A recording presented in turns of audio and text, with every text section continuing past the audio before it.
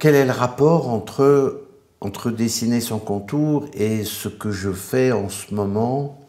C'est-à-dire que je fais des milliers de petits traits qui font des triangles et qui là aussi représentent. Ça, c'est pour la partie recto. Comme je me suis rendu compte qu'il était un peu bizarre que le verso, c'est-à-dire l'envers, ait été absolument exclu de la question de la peinture, ou en tout cas de rares occasions, je travaille le verso. Et le verso révèle au contact du recto des images. Ça peint malgré moi.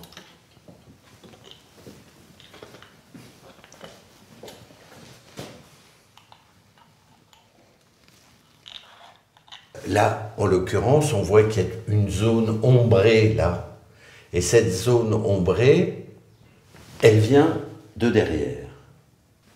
C'est possible de voir en dessous? Ou ça Normalement, je ne... Enfin, non, je ne veux pas le montrer. Parce que c'est... Bon, alors évidemment, physiquement, quand on prendra le tableau, on verra ce qui est peint derrière. Et je dirais une chose sur cette part invisible, c'est que pour moi, elle doit être conçue, pensée, réalisée avec des critères esthétiques complètement différents de ce qui est donné à voir et ce qui est la partie visible. Comme si ce qui était invisible était hors champ, et tellement hors champ que c'était autre chose. C'est-à-dire que le recto, il est toujours dans la même veine, on va dire, et que c'est derrière qu'il y a le déchaînement. Voilà. Déchaînement qu'on ne voit pas, bien sûr. Par quel côté je commence? Toujours le recto. Sur le papier, qui est un papier extraordinaire, qui est un papier chiffon assez formidable. À l'encre japonaise, l'encre Sumo, qui est une encre qui produit des noirs absolument incroyables. Je réalise ça, et ensuite, j'attaque derrière, et derrière, pour moi, ça doit être... C'est assez compliqué parce qu'il faut que je devienne autre pour réaliser quelque chose qui sort de mes habitudes, qui sort de peut-être aussi de ce que je crois ou essaye de savoir faire. Donc c'est un moment de grande tension. Donc c'est un travail sur,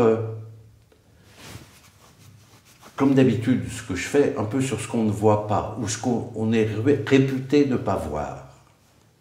Et qui fait sens, véritablement. Parce que c'est subtil, c'est-à-dire que ça vient de subtella, c'est-à-dire sous la toile. Et c'est un peu ça.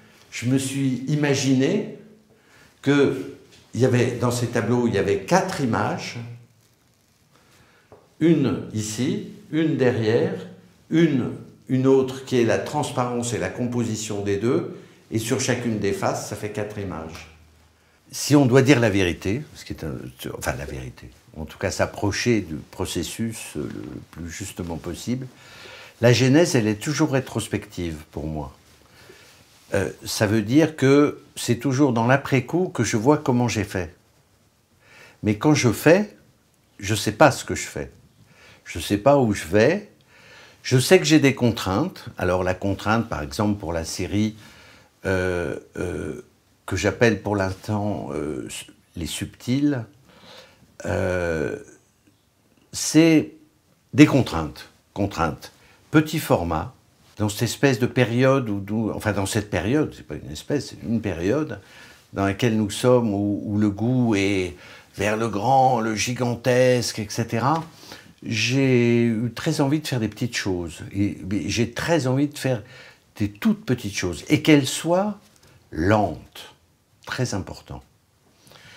C'est-à-dire que c'est une façon de se démarquer de la productivité, de toutes les productivités. Après, c'est en faisant. Et en faisant, et c'est là où la peinture apprend beaucoup à celui qui l'a fait, sur ce qu'il est lui, de travailler sur les deux faces m'a fait réaliser que pour moi, depuis toujours, depuis que je suis tout petit, j'ai toujours eu un goût pour ce qui n'allait pas ensemble. Après, ce que ça devient, c'est l'acte, c'est la lenteur, et qui révèle et qui donne des orientations qu'on n'avait pas imaginées. Et là, j'en suis, ça fait un an et demi que je travaille sur cette série. Je sais pas où elle va m'amener, mais elle va m'amener vers quelque chose que je n'imagine pas maintenant.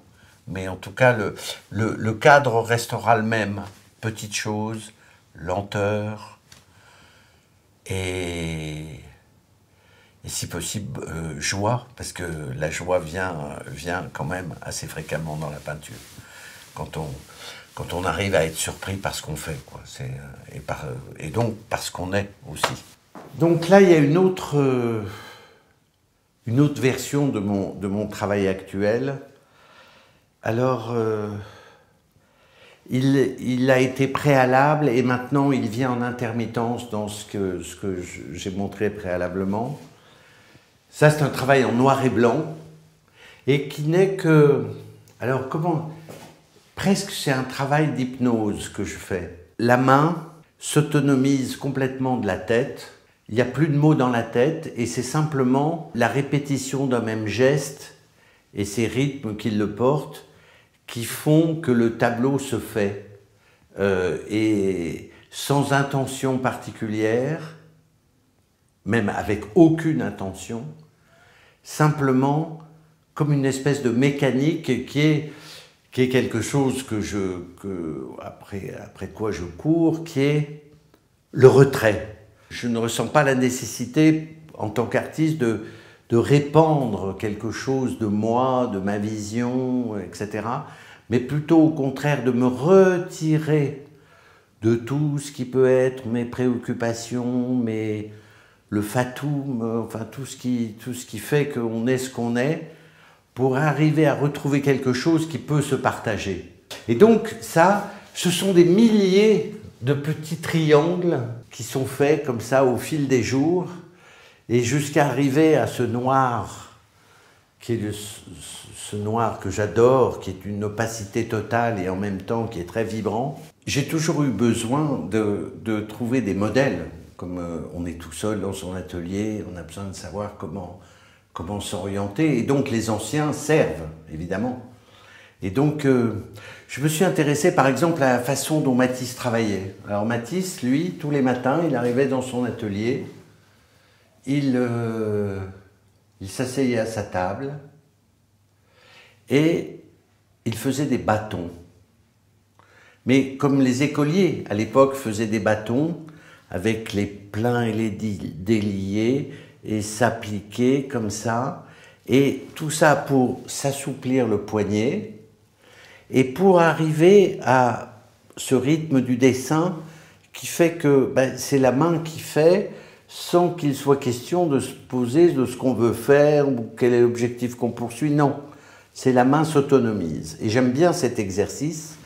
Et exercice que je fais là, comme une espèce de réplique, et que je fais surtout, que je consigne d'une façon assez méthodique dans ce grand livre que j'appelle le livre d'heures, et qui est qui est l'application. Alors je ne fais pas des bâtons, je fais autre chose, des tâches, mais ce qui est important, c'est la répétition d'un même geste et l'accession à l'autonomisation.